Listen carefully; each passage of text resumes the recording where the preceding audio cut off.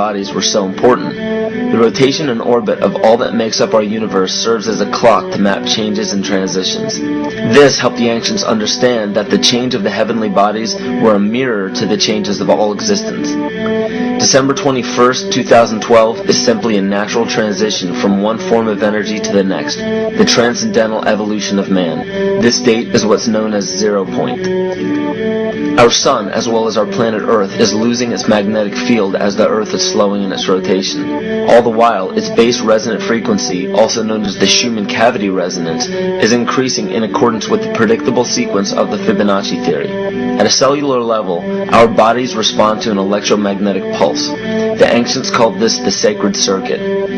The cells receive this pulse from the brain, which receives its pulse from the heart, which receives its pulse from the earth. This pulse comes from the solar system, which from there comes from the galaxy, which ultimately comes from our entire universe. We literally share a pulse with all of existence. Yet another example of everything being one. For as long as scientists have been recording the Earth's pulse, it has remained at approximately 7.8 cycles per second. This was a constant fixed number until 1986 into 1987. It rapidly began increasing to about 9 cycles per second in 1996. So in one decade, it increased by about 2 cycles per second. By 2012, this pulse will be right around 13 cycles per second, just as the Fibonacci theory indicates. What does this mean for humanity? Just as cymatics has shown that higher frequencies result in more complex patterns, we are now experiencing the beginning of a major shift in both physical and spiritual vibration.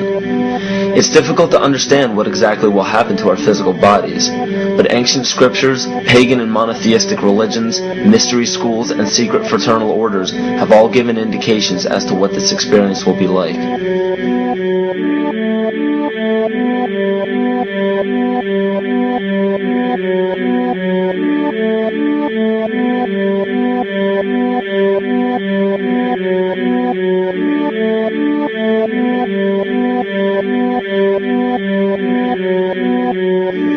This will be the shift of the ages, the transcendental period of monumental changes to humanity. Those unprepared for this transition will likely not be able to cope with the rapid changes in the psyche. The only way to prepare for what is to come is what we have sought after for our entire lives: truth. Not the truth about governments, commerce, religions, terrorism, or anything external, but the truth within ourselves, within our psyche and our shadow self. Especially in Western cultures, we are taught that being normal means only being happy and never sad, only loving and never angry, only forgiving and never jealous. This sounds plausible, but it is not. We are not meant to repress any negative emotions because it causes imbalance. To conquer our emotions, we must embrace them, not fight them. We must acknowledge them and allow them to serve their purpose as we learn from them. The ancient Essene culture left teachings dating back about 6,000 years. They taught that our relationships with one another, with the universe, and with situations and events are mirrors of the parts of our psyche that need to be cleansed. Author Greg Braden beautifully explains this entire segment at great length in his work. His hard work and understanding of these subjects contributed largely to the marriage between science and spirituality. It is very important to understand that when you fear loss, fear death, fear war, fear terrorism, or fear change, you are giving others the ability to control you based on those fears. When you fight against poverty or against racism, when you fight for relationships or for freedom, you are outwardly attempting to repress that which has been placed before you to conquer inwardly. These situations are mirrors of our fears. This is why it is important to love and only love. Love those who stand with you, but especially those who stand against you. Don't look at your fears as a threat. Rather understand that this material world is only a physical manifestation of either the love or fear in your consciousness. It's as plain as day. All you need to conquer in your life is in your face. If you want to understand what your true inner fears are, analyze your ambitions and your inhibitions. Everything explained here about the esoteric agenda of the elite few at the very top is nothing to fear. They have been at work for thousands of years behind the scenes to manipulate humanity, and it has worked. Until now. It's very easy for any system of thought, religious or otherwise, that comes along. It's very easy to play on that, to play on our insecurities, to assure us all is well, we'll all be taken care of. We lap that up. So don't blame religion. Blame our own insecurities, which has allowed religion to flourish, and which has allowed so many systems of thought that are disempowering to flourish throughout human history. That's why we can't get out of it.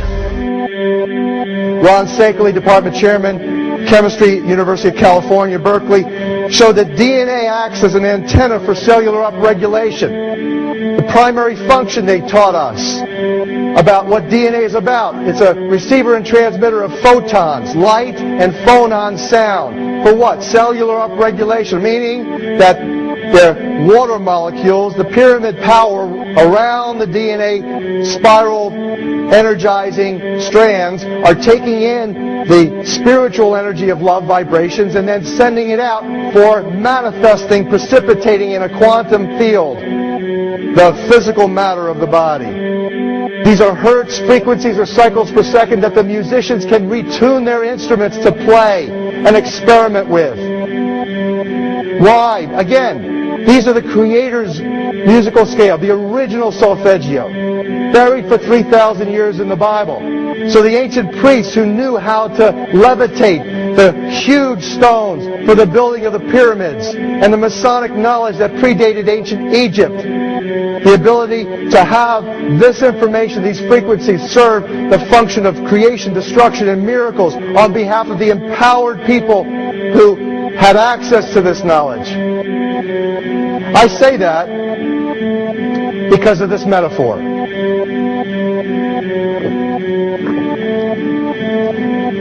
This is the difference between the power of our Creator and anything else, particularly evil. That you can go into a pitch black room full of evil, full of darkness, and light a little candle, and instantly that darkness flees. But you can't do the opposite. You can't go into a well-lit room full of truth and wisdom and righteousness and joy and health and harmony with the universal power. You can't take any amount of darkness and go into that well-lit room and have any effect whatsoever. That is the metaphor which I frequently think of when I think that I'm not empowered.